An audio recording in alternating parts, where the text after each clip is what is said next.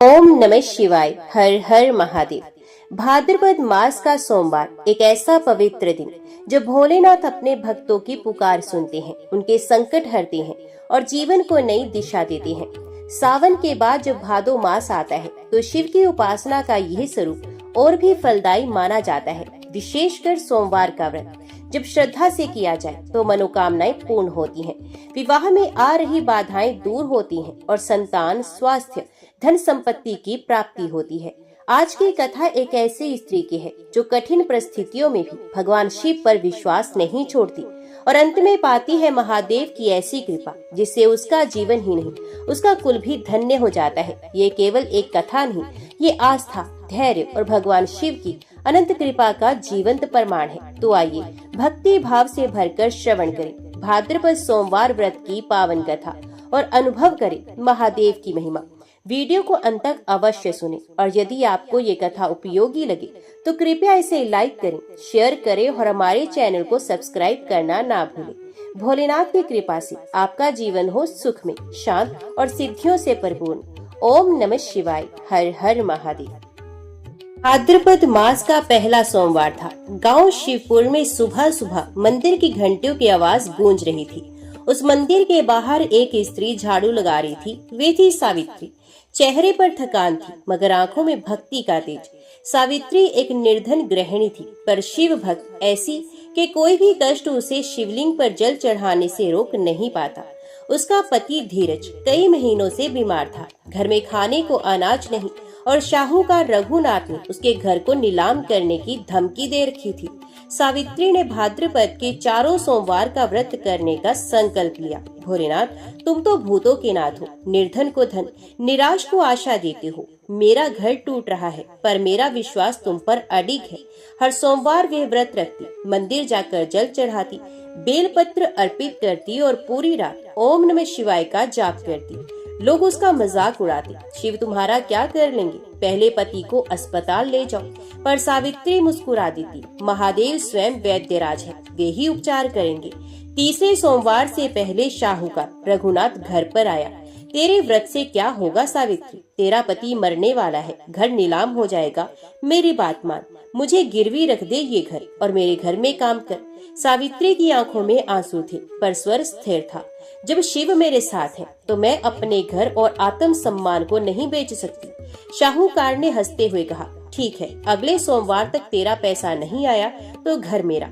चौथे सोमवार की रात सावित्री मंदिर में जागरण कर रही थी। बेलपत्र चढ़ाते हुए वे बेहोश होकर गिर पड़ी। तभी एक अद्भुत प्रकाश मंदिर में फैल गया। पुजारी वासुदेव ने देखा, शिवलिंग से धुआं निकल रहा है और एक दिव्य ज्योति सावित्री के ऊपर पड़ रही है। सभी ग्रामवासी एकत्रित हुए। सावित्री उठी और उसकी आंखों से अश्रु बह रहे थे। मैंने उन्हें देखा, महादेव स्वयं। वे मुस्कुरा रहे थे और बोले, अब चिंता मत कर कन्या, तेरा संकल्प सफल हुआ। उसी क्षण एक अजनबी वैद्य गांव में आया और धीरज को देख बोला, इनका इलाज मुझे सौंप दो। 4 दिन में धीरज पूरी तरह स्वस्थ हो गया। सावित्री और धीरज जैसे ही घर लौटे, दरवाजे पर एक बैलगाड़ी रुकी। उसमें से एक बुजुर्ग उतरे, ये लो 500 स्वर्ण मुद्राएं, मैं दूर राज्य का व्यापारी हूँ। रात्रि में शिवजी ने स्वप्न में कहा कि सावित्री नामक महिला को ये धन देकर आशीर्वाद प्राप्त करो। गांव में कोलाहल मच गया। वही शाहूकार रघुनाथ आया और अपने व्यवहार के लिए क्षमा मांगने लगा। ग्राम वासियों ने सावित्री और धीरज के लिए एक नया घर बनवाया। सावित्री ने उस धन से गाँव के मंदिर का जीर्ण उद्धार करवाया और एक भंडारा आरंभ किया जहां हर सोमवार को प्रसाद बंटने लगा। सावित्री अब गांव की शिव भक्त माता कहलाने लगी। उसके कुल में सुख, समृद्धि और भक्ति का दीपक हमेशा जलता रहा। उसका विश्वास, तप और प्रेम सबको ये सिखा गया कि जब हर और अंधकार हो तब एक दीपक ही शिव का मार्ग दिखा सकता है और वे दीपक है विश्वास। जो स्त्री पुरुष भाद्रपद मास के सोमवार को उपवास रखते हैं, शिव जी की कथा सुनते हैं, आस्था रखते हैं, उनकी सभी मनोकामनाएं पूर्ण होती हैं। ओम नमः शिवाय। हर हर महादेव। आर्याव्रत में चित्रवर्मा नाम से प्रसिद्ध एक राजा थे। वे दुष्टों को दंड देने के लिए यमराज के समान समझे जाते थे। वे धर्म मर्यादाओं के रक्षक, कुमार्गामी पुरुषों को दंड देकर राह पर लाने वाले, समस्त यज्ञों का अनुष्ठान करने वाले और शरणार्थियों की रक्षा करने में समर्थ थे। भगवान शिव और विष्णु में उनकी बड़ी भक्ति थी। राजा चित्रवर्मा ने अनेक परम पराक्रमी पुत्रों को पाकर अंत में एक सुंदर मुख वाली कन्या प्राप्त की। एक दिन राजा ने जातक के लक्षण जानने वाले श्रेष्ठ ब्राह्मणों को बुलाकर कन्या की जन्म कुंडली के अनुसार भावी फल पूछे। तब उन ब्राह्मणों में से एक बहुज्ञ विद्वान ने कहा, महाराज, यह आपकी कन्या सीमंतिनी नाम से प्रसिद्ध होगी।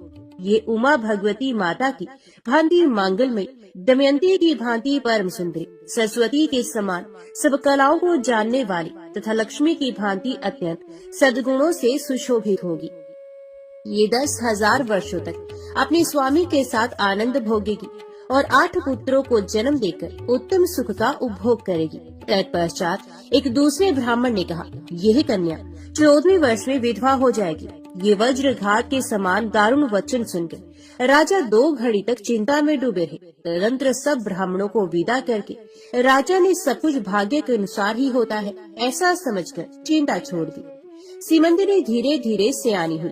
अपनी सखी के मुख से भावी वैधव्य की बात सुनकर उसे बड़ा खेद हुआ। तो उसने चिंता मगन होकर याज्ञवल्क्य मुनि की पत्नी मैत्रेयी जी से पूछा, माताजी, मैं आपके चरणों की शरण में आई हूँ, मुझे सौभाग्य बढ़ाने वाले सत्कर्म का उपदेश दीजिए। इस प्रकार शरण में आई हुई राजकन्या से पतिव्रता मैत्रेयी ने कहा, सुंदरी, तो शिव सहित पार्वती जी की शरण में जा और सोमवार को एकाग्रचित हो स्नान और उपवास पूर्वक स्वच्छ वस्त्र धारण करके शिव और पार्वती का पूजन कर। सोमवार के दिन शिव और पार्वती की आराधना करती रहे। इससे बड़ी भारी आपत्ति पड़ने पर भी तो उससे मुक्त हो जाएगी।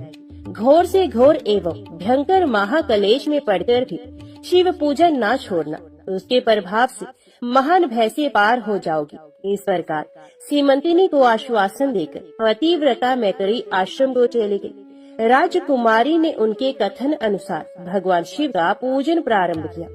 निषद देश में नल की पत्नी दमयंती के घर से इंद्रसेन नामक पुत्र हुआ था। राजा इंद्रसेन के पुत्र चंद्रागत हुए। नृप श्रेष्ठ चित्रवर्मा ने राजकुमार चंद्रागत को बुलाकर गुरुजनों की आज्ञा से उन्हीं के साथ अपनी पुत्री सीमंतिनी का विवाह कर दिया। उस विवाह में बड़ा उत्सव हुआ था। विवाह के पश्चात चंद्रागत कुछ काल तक ससुराल में ही रहे। एक दिन राजकुमार यमुना के पार जाने के लिए कुछ मित्रों के साथ नाव पर सवार हुए। भाग्यवश नाव यमुना के भंवर में मल्लाहों सहित डूब गई। यमुना के दोनों तटों पर बड़ा भारी हाहाकार मच गया। इस दुर्घटना को देखने वाले समस्त सैनिकों के विलाप से सारा आकाश मंडल गूंज उठा। डूबने वालों में से कुछ तो मर गए और कुछ ग्राहों के पेट में चले गए तथा राजकुमार आदि कुछ लोग उस महाजाल में अदृश्य हो गए। ये समाचार सुनकर राजा चित्रवर्मा बड़े व्याकुल हुए और यमुना के किनारे आकर मूर्छित होकर गिर पड़े। सीमंतिनी ने भी जब ये समाचार सुना तब वह अचेत होकर धरती पर गिर पड़ी। राजा इंद्रसेन भी अपने पुत्र के डूबने का समाचार पाकर रानियों सहित बहुत दुखी हुए और शुद्ध बुद्ध खोकर गिर पड़े। तदंतर बड़े बूढ़ों के समझाने पर राजा चित्रवर्मा धीरे धीरे नगर में आए और उन्होंने अपनी पुत्री को धीरज बंधाया। राजा चित्रवर्मा ने जल में डूबे हुए अपने दामाद का औधल देह कृत्य वहाँ आए हुए उनके बंधु बांधवों से करवाया। पतिव्रता सीमंतिनी ने चिता में बैठकर पतिलोक में जाने का विचार किया, किंतु उसके पिता ने स्नेहवश उसे रोक लिया। तब वे विधवा जीवन व्यतीत करने लगी। मुनि पत्नी मैत्रेयी ने जिस शुभ सोमवार व्रत का उपदेश दिया था उसे सदाचार परायणा सीमंतिनी ने विधवा होने पर भी नहीं छोड़ा। इस प्रकार 14वें वर्ष की आयु में अत्यंत दारुण दुख पाकर वे भगवान शिव के चरणार बिंदों का चिंतन करने लगी।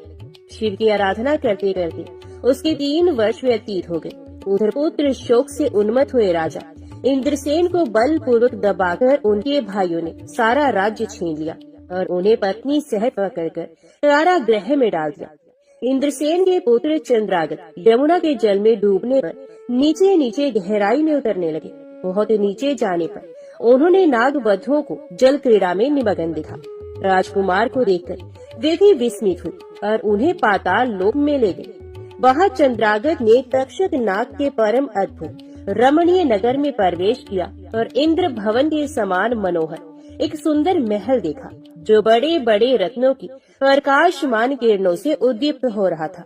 भगवान सूर्य के समान तेजस्वी तक्षक नाग को सभा भवन में विराजमान देख परम बुद्धिमान राजकुमार ने प्रणाम किया और हाथ जोड़कर खड़े हो गए। तक्षक के तेज से उनके नेत्र चौंधे आ गए। नागराज ने भी मनोरम राजकुमार को देखकर उन नागिनों से पूछा, ये कौन है और कहाँ से आया है? उन्होंने उत्तर दिया, हमने इसे यमुना जल में देखा है और इसके कुल तथा नाम का परिचय न होने के कारण आपके पास ले आई हैं। तब तक्षक ने राजकुमार से पूछा, तुम किसके पुत्र हो, कौन हो, कौन सा तुम्हारा देश है और यहाँ पर तुम्हारा कैसे आगमन हुआ है? राजपुत्र ने कहा, भूमंडल में निषिद्ध नाम से प्रसिद्ध एक देश है। उसके स्वामी राजा नल महायशस्वी हो गए हैं। वे पुण्य श्लोक माने जाते हैं। उनके पुत्र इंद्रसेन हुए और इंद्रसेन का पुत्र मैं हुआ। मेरा नाम चंद्रागत है। मैं अभी नूतन विवाह करके ससुराल में ही टिका था और यमुना जी के जल में विहार करता हुआ दैव की प्रेरणा से डूब गया। ये नाग पत्नियां मुझे आपके पास ले आई हैं। जन्मांतर के उपार्जित पुण्यों के प्रभाव से यहाँ मैंने आपके चरणार बिंदु का दर्शन किया है। आज मैं धन्य हूँ। मेरे माता पिता कृतार्थ हो गए क्योंकि आपने दया करके मेरी ओर देखा और मुझसे वार्तालाप किया है। इस प्रकार अत्यंत मनोहर उदारता पूर्ण वचन सुनकर तक्षक ने कहा, राजकुमार तुम भय न करो, धैर्य रखो और बताओ तुम संपूर्ण देवताओं में किसकी पूजा करते हो? राजकुमार ने कहा, जो संपूर्ण देवों में महादेव कहे जाते हैं उन्हें विश्वात्मा उमापति भगवान शिव की मैं पूजा करता हूँ, जो विधाता के भी विधाता, कारणों के भी कारण और तेजों में सर्वोत्कृष्ट तेज है। वे भगवान शिव मेरी परम गति है, जो अत्यंत निकट होकर भी पाप से दूषित चित्त वाले पुरुषों के लिए बहुत दूर है तथा जिनके तेज की कोई सीमा नहीं, जो अग्नि, भूमि, वायु, जल और आकाश में भी स्थित है। वे विश्वात्मा भगवान सदाशिव हम सबके लिए परम पूजनीय है, जो संपूर्ण भूतों के साक्षी, सबकी आत्मा में स्थित रहने वाले परमेश्वर तथा निरंजन है। संपूर्ण संसार जिनकी इच्छा के अधीन है, मैं उन भगवान शिव की पूजा करता हूँ। ज्ञानी पुरुष जिन्हें एक आदि और पुराण पुरुष कहते हैं, गुणों के भेद से जिनमें भिन्नता की प्रतीति होती है, जिन्हें कोई तो क्षेत्रज्ञ, कोई तुरैय और कोई कूटस्थ कहते हैं, ये भगवान शिव मेरे परम आश्रय है, जो चैतन्य में अचिंत्य तत्व है, जिनके तेज का कहीं अंत नहीं। श्रुति के नेति नेति वचनों से तद भिन्न समस्त वस्तुओं का बाध करके जिनके स्वरूप का निश्चय किया गया है तथा आत्म ज्ञानी पुरुषों के भी मन और वाणी की वृत्तियाँ जिनका स्पर्श नहीं कर पाती हैं, वे ही ये भगवान शिव मेरे परम पूजनीय है। जिनका प्रसाद पाकर साधु पुरुष अत्यंत उज्जवल इंद्रपद की भी अभिलाषा नहीं रखते तथा कर्मों की अर्गला और काल चक्र को लांघकर निर्भय होकर विचरते हैं, वे भगवान शिव मेरी परम गति है। जिनकी स्मृति चांडाल की योनि में जन्म पाने वाले मनुष्यों के भी समस्त पाप रूपी रोगों का नाश करती है तथा जिनका संपूर्ण रूप श्रुतियों के लिए भी ढूंढने योग्य है, उन्हीं भगवान शिव के उद्देश्य से मैं सदैव पूजा करता हूँ। देव नदी गंगा जिनके मस्तक पर स्थान पाकर सुशोभित होती है, भगवती जगदम्बिका जिनके अर्धांग में निवास करती है, तक्षक और वासुकी दोनों नागराज जिनके कानों के कुंडल हैं, वे चंद्रशेखर भगवान शिव मेरे परमाश्रय हैं। जिनके चरण कमल वेदों के शीर्ष स्थानीय उपनिषदों में गौरवान्वित होती है, वेदांत की श्रुति भी जिनके चरणार बिंदों का गुणगान करती है, जिनका दिव्य स्वरूप सदा योगियों के हृदय में प्रकाशित होता है तथा जिनकी सगुण मूर्ति संपूर्ण तत्वों का प्रकाश करने वाली है, गुणमयी सृष्टि पर विजय पाने वाले वे भगवान शंकर मेरे द्वारा पूजित होते हैं। राजकुमार की ये बात सुनकर तक्षक का चित्त प्रसन्न हो गया। उनके हृदय में महादेव जी के प्रति नूतन भक्ति भाव का उदय हो गया और वे उनसे इस प्रकार बोले, राजेंद्र नंदन, तुम्हारा कल्याण हो। मैं तुम पर बहुत प्रसन्न हूँ क्योंकि तुम बालक होकर भी सर्वोत्कृष्ट परात्पर शिव तत्व को जानते हो। देखो, ये रत्न में लोक है, ये मनोहर नेत्रों वाली युक्तियाँ हैं, ये मनोवांछित कामना पूर्ण करने वाले कल्प वृक्ष है तथा ये अमृत रूपी जल से भरी हुई बावलियाँ हैं। यहाँ मृत्यु का दारुण भय नहीं है, बुढ़ापा और रोग से यहाँ किसी को पीड़ा नहीं होती है। तुम इच्छा अनुसार यही रहो, और यथा योग्य सुख भोगों का उपभोग करो। नागराज के ऐसा कहने पर राजकुमार हाथ जोड़कर बोले, नागराज, मैंने समय पर विवाह किया है। मेरी पत्नी उत्तम व्रत का पालन करने वाली और शिव पूजा परायणा है और मैं अपने माता पिता का इकलौता पुत्र हूँ। वे सब लोग इस समय मुझे मरा हुआ मानकर महान शोक से घिर गए होंगे, अतः मुझे किसी प्रकार भी यहाँ अधिक समय तक नहीं ठहरना चाहिए। आप कृपा करके मुझे उसी मनुष्यलोक में पुनः पहुँचा दे। नागराज तक्षक ने कहा, राजकुमार, तुम जब जब मेरी याद करोगे तब तब तुम्हारे सामने प्रकट हो जाऊंगा। ऐसा कहकर उन्होंने राजकुमार को एक सुंदर अश्व भेंट किया, जो इच्छा के अनुसार चलने वाला था। अनेक प्रकार के द्वीपों, समुद्रों और लोकों में उसकी अप्रतिहत गति थी। इसके सिवा उन्हें रत्न में आभूषण, दिव्य वस्त्र एवं दिव्य अलंकार भेंट किए। उनकी सहायता के लिए सारी व्यवस्था करने के पश्चात रक्षक ने जाओ कहकर प्रेम पूर्वक उन्हें विदा किया।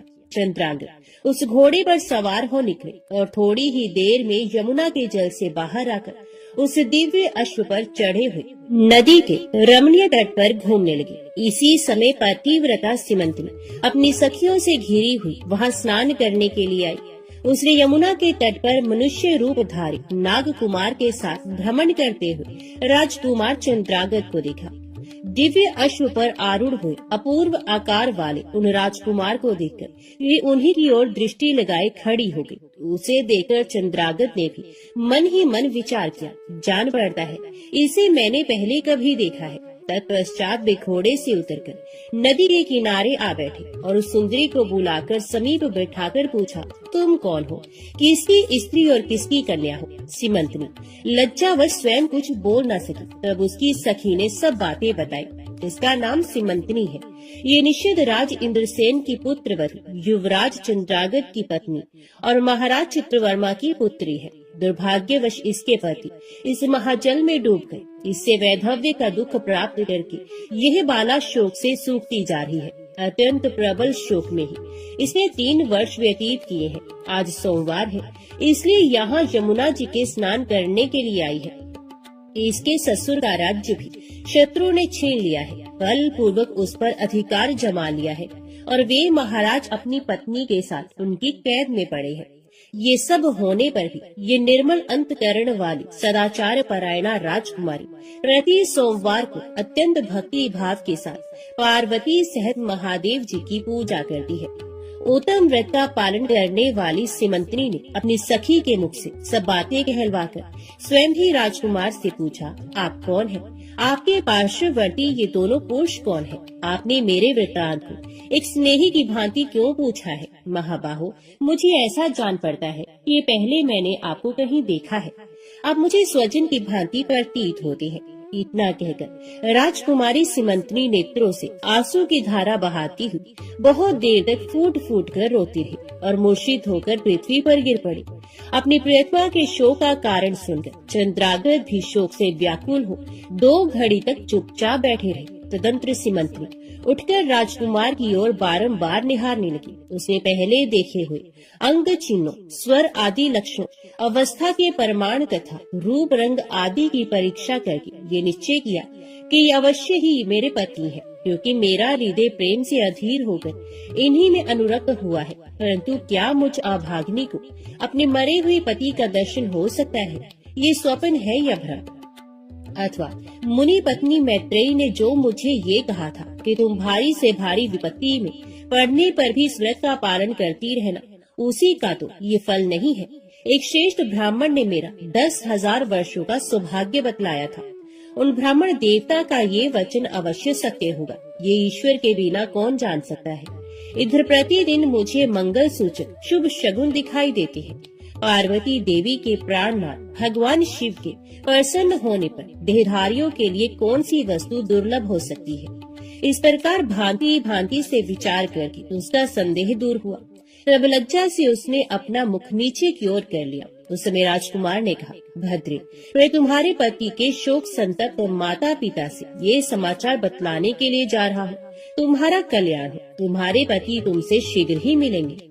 यो कहकर राजकुमार घोड़े पर सवार हो और अपने दोनों सहायकों के साथ शीघ्र ही अपने राज्य में पहुँचे। वहाँ नागोद्यान के समीप स्थित होकर उन्होंने नागराज के पुत्र को राज सिंहासन पर अधिकार जमाए बैठे हुए बंधुओं के समीप भेजा।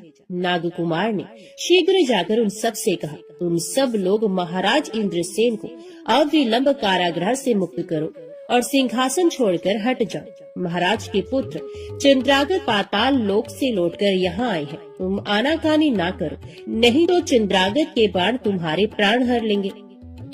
वे यमुना जी के जल में डूबकर नागराज तक्षक के घर जा पहुँचे थे। वहाँ से उनकी सहायता पाकर पुण्य इस लोक में लौटे हैं। नागकुमार की कही हुई ये सारी बातें सुनकर शत्रुओं ने भी बहुत अच्छा कहकर उनकी आज्ञा स्वीकार की और महाराज इंद्रसेन को उनके खोए हुए पुत्र के पुनः लौट आने का समाचार बताकर उनका सिंहासन उन्हें लौटा दिया। महाराज को प्रसन्न करके भी वे लोग भयभीत बने रहे। मेरा पुत्र आ रहा है, ये बात सुनकर राजा प्रेम के आंसू बहाते हुए आनंद में डूब गए। यही दशा महारानी की भी थी। तदंतर सब नागरिक, वृद्ध, मंत्री और पुरोहित आगे जाकर चंद्रागत से मिले और उन्हें हृदय से लगाकर महाराज के समीप ले आए। अपने भवन में प्रवेश करके अश्रु वर्षा करते हुए राजकुमार ने माता पिता के चरणों में प्रणाम किया। चरणों में पड़े हुए पुत्र को उठाकर राजा ने अश्रु सिक्त हृदय से लगा लिया। विक्रमश सब माताओं को प्रणाम करके उनका आशीर्वाद लेकर राजकुमार पुरवासियों से मिले और उन्होंने सबको यथा योग्य सम्मान दिया। उन्होंने सबके साथ राजसभा में बैठकर अपना सब वृतांत पिता से निवेदन किया और नागराज तक्षक से मित्रता होने की भी बात बताई।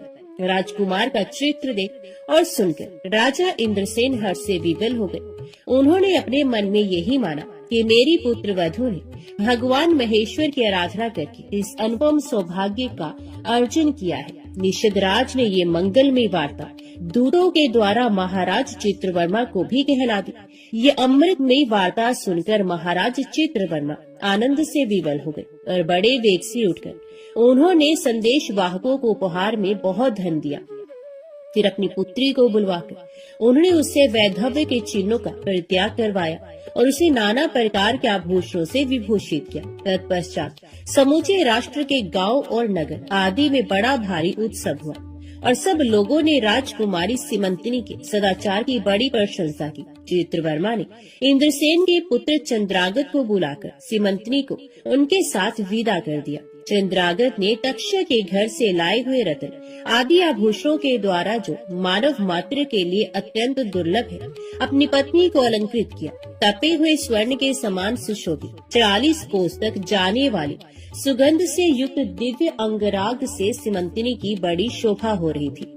कमल के केसर के समान रंग वाले कल्प वृक्ष के पुष्पों से बनी हुई और कभी ना कुम्हलाने वाली माला भी सती सीमंतिनी की शोभा बढ़ा रही थी। इस प्रकार शुभ मुहूर्त में अपनी पत्नी को साथ लेकर श्वशुर की आज्ञा से चंद्रागत उन्हें अपनी नगरी में आए। महाराज इंद्रसेन ने अपने पुत्र को राज सिंहासन पर बिठाकर तपस्या द्वारा भगवान शिव की आराधना करके योगी पुरुषों को उपलब्ध होने वाली उत्तम गति प्राप्त की। राजा चंद्रागत ने अपनी धर्म पत्नी सीमंतिनी के साथ 10,000 वर्षों तक नाना प्रकार के विषयों का उपभोग किया। उन्होंने 8 पुत्रों और 1 कन्या को जन्म दिया। सीमंतिनी प्रतिदिन भगवान महेश्वर की पूजा करती हुई अपने स्वामी के साथ सुख पूर्वक रहने लगी। उसने सोमवार व्रत के प्रभाव से अपना खोया हुआ सौभाग्य प्राप्त कर लिया।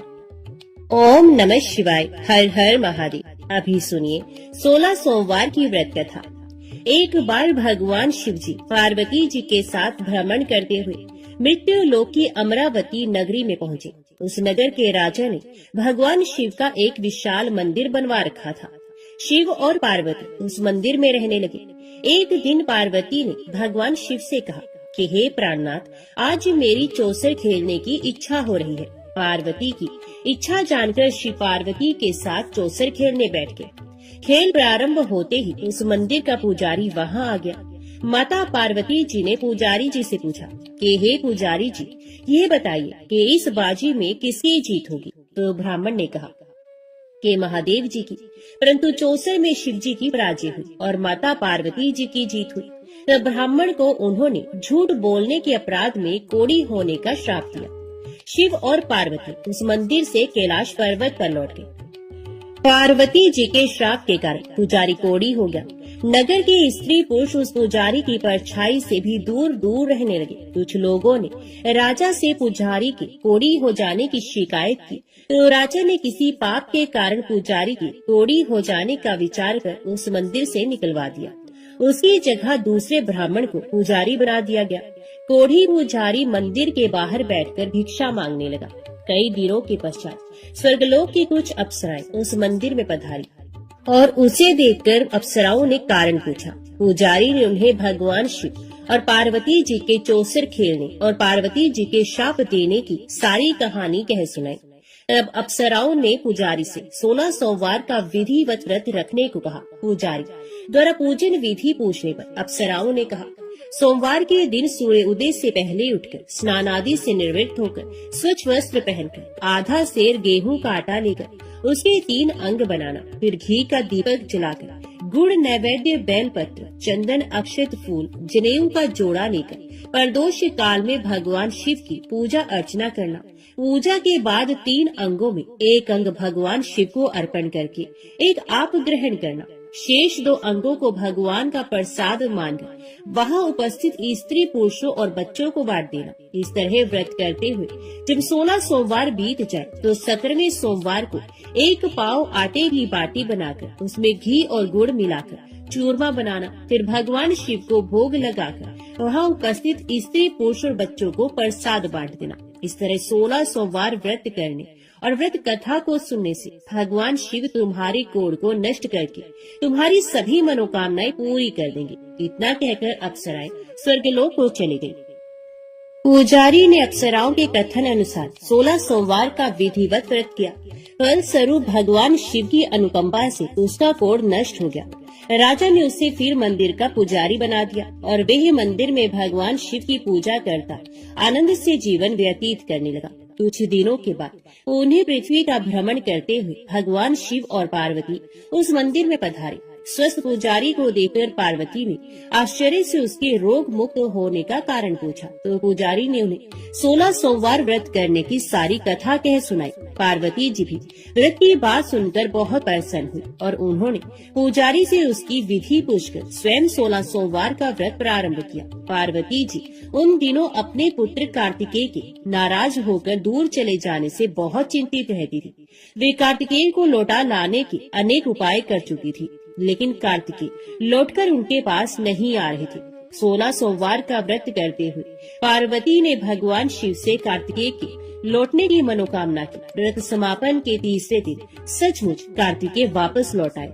कार्तिकेय ने अपने हृदय परिवर्तन के संबंध में पार्वती जी से पूछा, हे माता, आपने ऐसा कौन सा उपाय किया था जिससे मेरा क्रोध नष्ट हो गया और मैं वापस लौट आया? तब पार्वती जी ने कार्तिकेय को 16 सोमवार के व्रत की कथा कह सुनाई। कार्तिकेय अपने एक ब्राह्मण मित्र ब्रह्मदत्त के परदेश चले जाने से बहुत दुखी थे।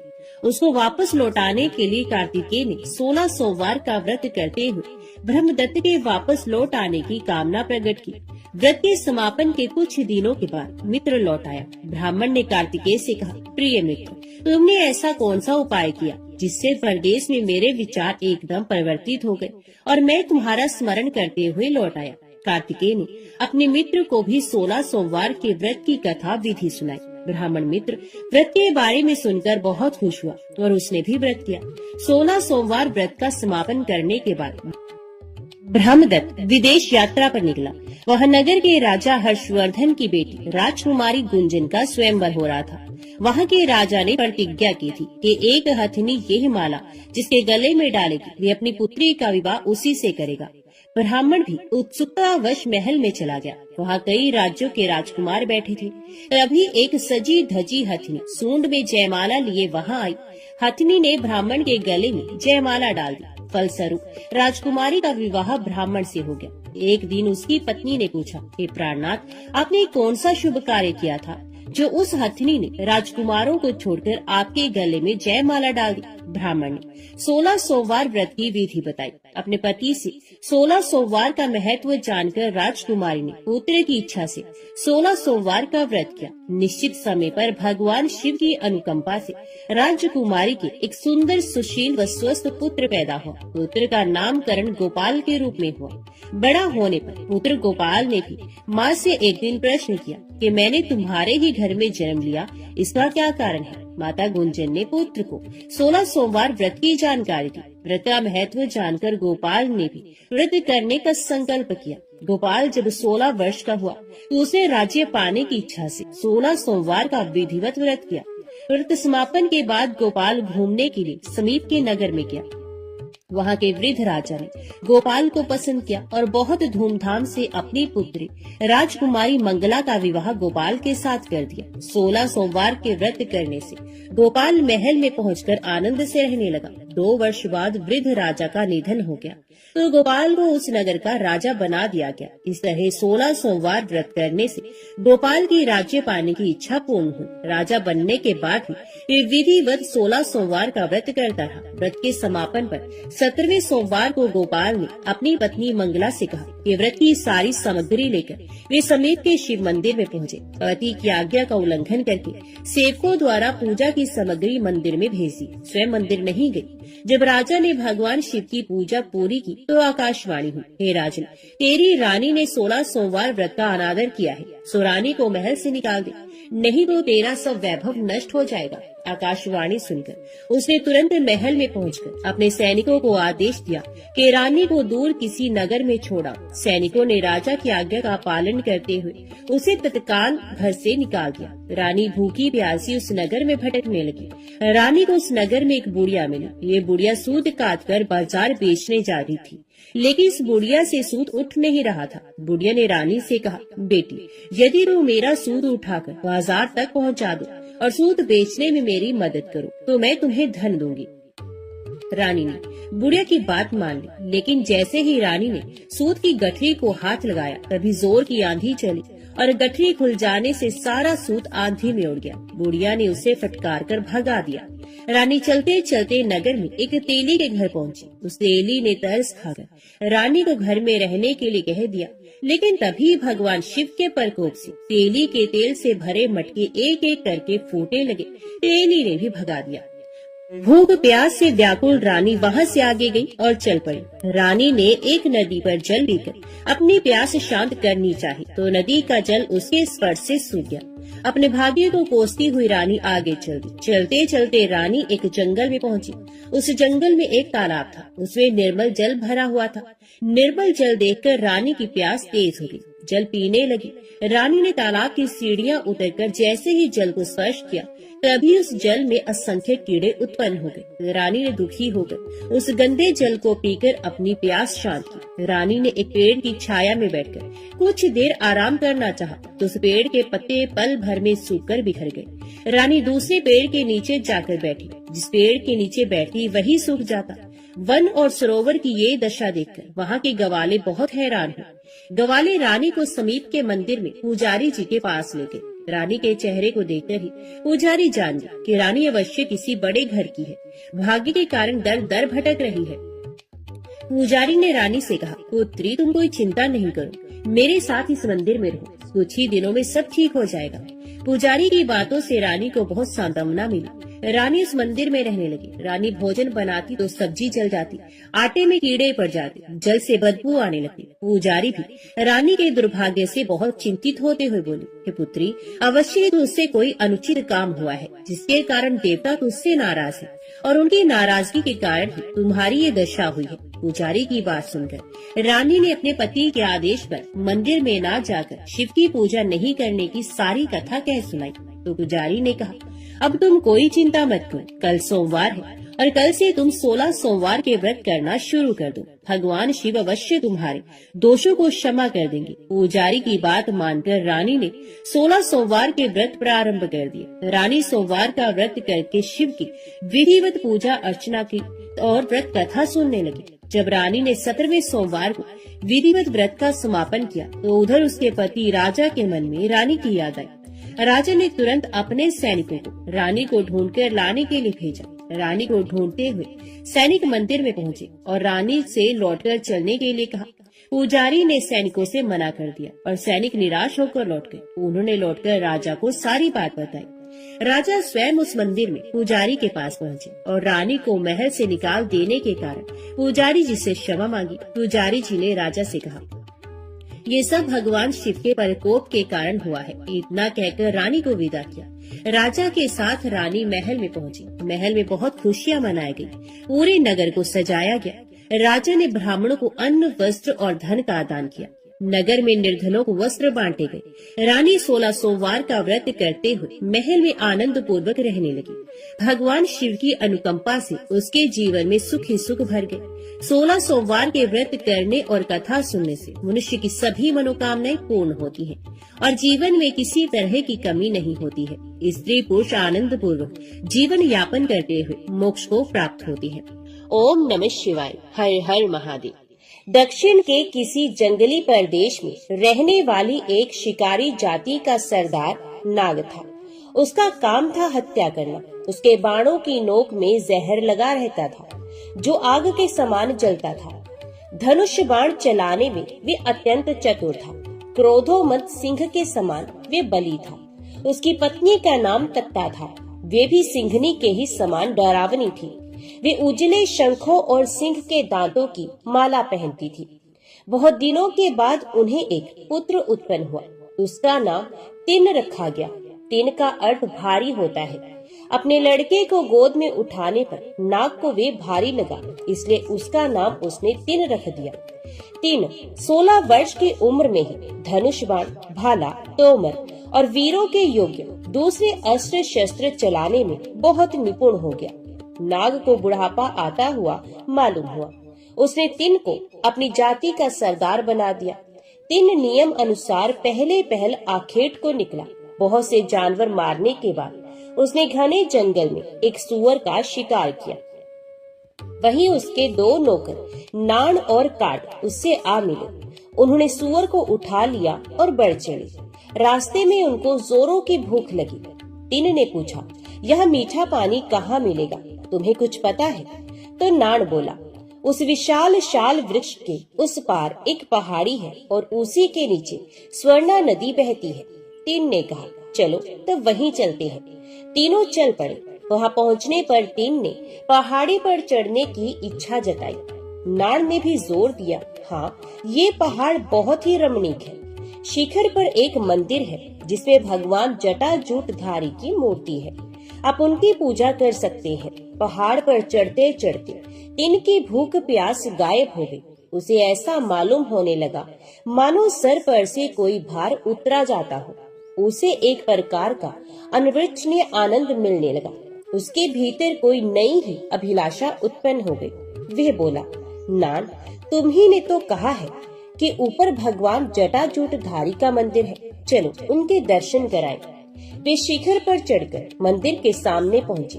देव प्रतिमा को देखते ही भावुक हृदय तिन ने लपक कर उसे प्रेम लिंगन में बांध लिया। उसके आनंद का पार नहीं रहा। उसकी आंखों से अजस्त्र अश्रुधारा बहने लगी। वे कहने लगा, प्यारे भगवान, क्या तुम यहाँ अकेले ही जंगल में जंगली जंतुओं के बीच में रहते हो? यहाँ तुम्हारा कोई मित्र नहीं है। भक्ति से उसका हृदय गदगद हो गया। उसकी इस समाधिस्थ अवस्था में धनुष सर्ग कर गिर गया। मूर्ति के सर पर कुछ हरे पत्ते, जंगली फूल और शीतल जल देखकर वे दुखी हो गया और कहने लगा, किस नराधम ने मेरे स्वामी के सर पर ये चीजें रखी हैं? नान ने जवाब दिया, आपके पूज्य पिता के साथ मैं यहाँ बहुत बार आया हूँ। हमने एक ब्राह्मण को ये करते देखा था। उसने देवता के सर पर ठंडा पानी डाल दिया और फूल पत्तियां रख दी। फिर वे खूब उसी तरह बड़बड़ाता रहा जैसे कि हम ढोल पीट पीट कर देवता के सामने किया करते हैं। उसने आज भी जरूर यही किया होगा। तिन को भी पूजा करने की बड़ी प्रबल इच्छा थी, किंतु ढंग नहीं मालूम होने से उसने सोचा कि मैं भी क्यों ना इसी तरह भूखे भगवान को मांस लाकर खिलाऊं। तिन मंदिर से रवाना हुआ, मगर तुरंत ही लौट आया। वे बार बार जाने की कोशिश करता था, किंतु इस नई निधि को छोड़ने की इच्छा न होने से लौट आता था। उसकी हालत उसी गाय जैसी हो गई। जो अपने पहले बछड़े को नहीं छोड़ना चाहती। उसने सरलता से कहा, प्यारे मालिक, मैं जाकर तेरे लिए अपने हाथों मांस पकाकर लाऊंगा। तुझे यूं अकेला और असहाय छोड़ने को जी नहीं चाहता, किंतु तुझे भूख लग रही है और जाकर तेरे खाने के लिए कुछ लाना ही होगा। आंखों में आंसू भरे आते हैं। यो वे जंगली शिकारी मंदिर से चला। नान उसके पीछे पीछे चला। पहाड़ी के नीचे आने पर उसने दूसरे नौकर को सारी कथा कह सुनाई। ये भी कहा कि मालिक ने मूर्ति का आलिंगन किया था, उसे देर तक नहीं छोड़ा और अब देवता के लिए पका हुआ मांस ले जाने को आए हैं। नौकर रोने लगे, हमारा तो सर्वनाश हो गया, सरदार पागल हो गया। टिन ने उनके रोने की जरा भी परवाह न की। उसने पकाया, फिर उसे चखकर देखा कि ठीक ठीक पका तो है, स्वाद ठीक है, और संतोष हो जाने पर पहाड़ पर ले जाने के लिए उसे शाल के पत्ते में लपेट कर रख लिया। नौकरों ने मन ही मन कहा, पगला कर क्या रहा है, पका हुआ मांस मुंह में डालकर चखता है और इतना भूखा होने पर भी उसे बिना खाए ही पत्ते पर रख देता है। अपनी भूख प्यास की तो कोई बात ही नहीं करता, हमें भी मांस देने का नाम नहीं लेता। अपने देवता के लिए थोड़ा सा चुनकर बाकी फेंक देता है। इसका सर फर गया है, अब अच्छा नहीं हो सकता। खैर चलो, इसके बाप से ये बात कह देती है। दोनों नौकर उसे छोड़कर चले गए। टिन ने ना तो उनकी बात सुनी और ना उनका जाना ही उसे मालूम हुआ। वे तो अपने ही काम में मगन था। अभिषेक के लिए उसने अपने मुंह में ताजा पानी भर लिया, क्योंकि उसके पास कोई बर्तन नहीं था। चढ़ाने के लिए अपने बालों में उसने कुछ जंगली सुगंधित फूल खोस लिए। एक हाथ में उसने मांस लिया और दूसरे में आत्म रक्षा के लिए तीर, धनुष, और वे दोपहर की कड़कड़ाती धूप में पहाड़ पर चढ़कर जाने लगा। ये सोचकर कि देवता भूखे होंगे, वे और भी तेजी से चलने लगा। शिखर पर पहुंचने के बाद वे मंदिर में जूता पहने ही दौड़कर घुस गया।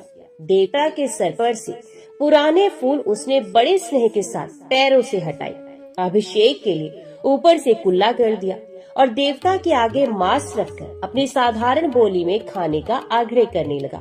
अंधेरा हो गया। टिन ने सोचा, ये समय तो जंगली जानवरों के घूमने का है, देवता को यहाँ अकेला छोड़कर मैं नहीं जा सकता। उसने हाथ में धनुष बाण लेकर रात भर पहरा दिया। सवेरा होने पर जब चिड़िया चहचहाने लगी, तब वे देवता के आगे प्रणिपात और प्रार्थना करके ताजा मांस लाने के लिए चला गया। वे ब्राह्मण पुजारी जो पूजा किया करता था, नियम अनुसार प्रातः काल आया। मंदिर में जूतों और कुत्ते के पैरों की छाप देखकर तथा चारों ओर हाड़ मांस छितराया हुआ देखकर वे बहुत ही घबराया। विलाप करने लगा, हाय भगवान, अब मैं क्या करूं? किसी जंगली शिकारी ने मंदिर भ्रष्ट कर दिया है। लाचार उसने झाड़ बुहार कर साफ किया।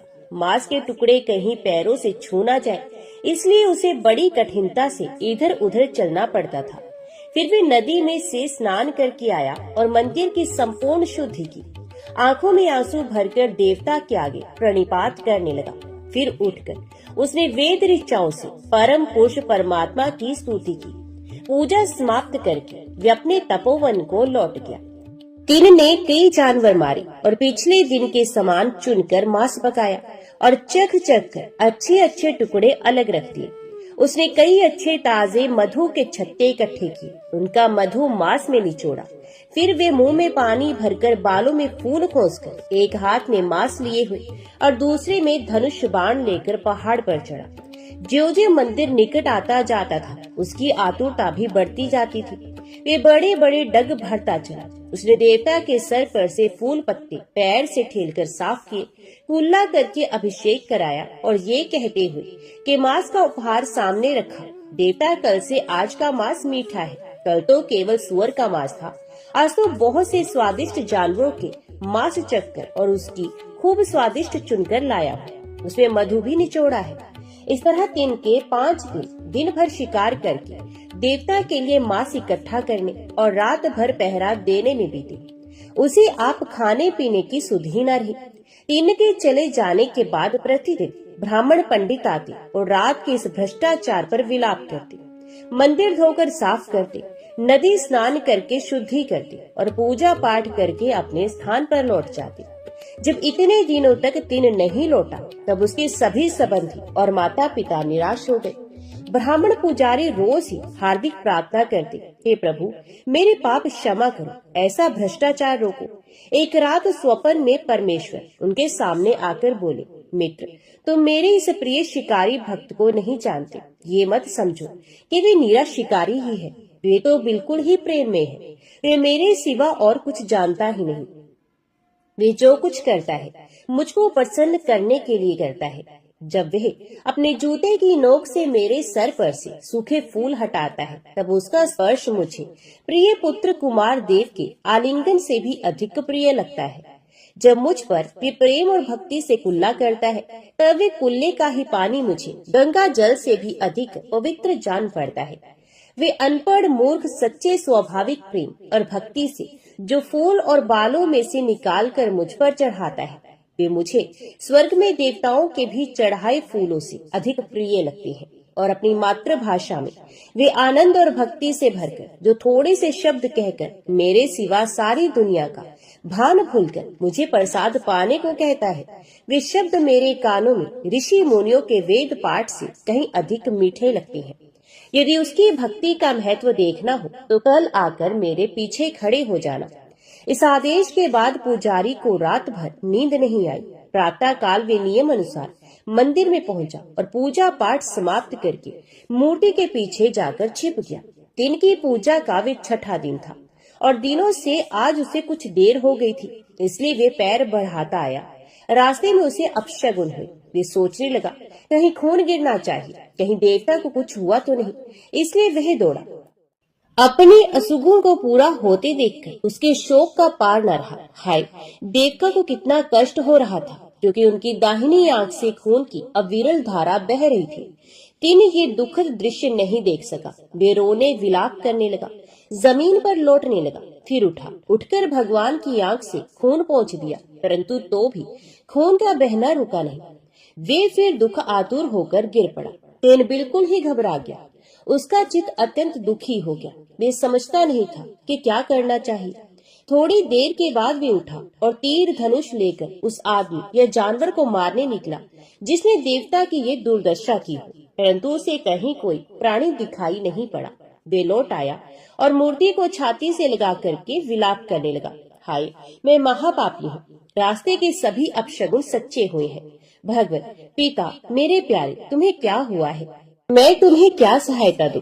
तब उसे कुछ जड़ी बूटियों की याद आई जिन्हें उसकी जाति के लोग घाव पर लगाते थे। वे दौड़ा और जब लौटा तो जड़ी बूटियों का एक गट्ठर लेकर उन्हें उसने देवता की आंख में एक एक करके निचोड़ दिया, पर इससे कुछ भी लाभ नहीं हुआ। उस समय उसे शिकारियों की कहावत याद आई कि मांस मांस ही अच्छा होता है। ये ख्याल आते ही उसके मन में आनंद की नई ही उमंग खेलने लगी। उसने देर न की, एक तेज बाण की नोक से अपनी दाहिनी आंख निकाल डाली और भगवान की आंख पर धीरे से धरकर उसे दबाया और आश्चर्य कि इसे तुरंत खून का बहना बंद हो गया। वे आनंद से नाच उठा, ताल ठोक ठोक कर आनंद में ही नाचने लगा।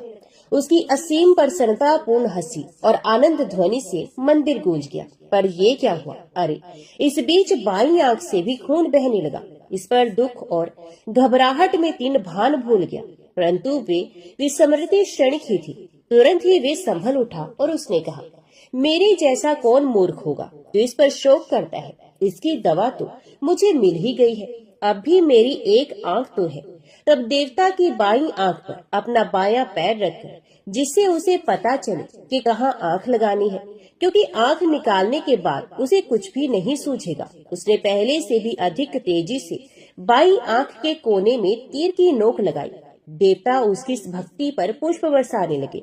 स्वयं भगवान ने अपने हाथ बढ़ाकर तेन का हाथ पकड़कर रोक लिया और कहा, ठहरो मेरे कन्नप ठहर जाओ।